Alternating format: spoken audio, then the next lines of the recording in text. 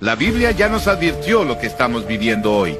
En los últimos días vendrán tiempos peligrosos. Y mírate alrededor. La Biblia dice el amor de muchos se enfriará. Y hoy vemos individualismo extremo, familias rotas, comunidades divididas.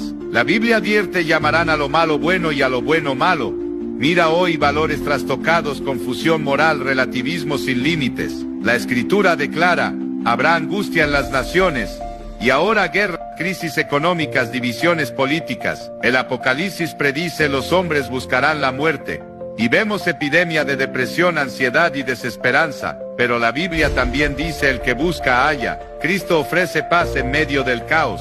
Jesús proclamó: yo soy el camino, la verdad y la vida. La única respuesta en un mundo confundido. La promesa permanece: yo estoy con vosotros todos los días hasta el fin. Acércate a Cristo hoy.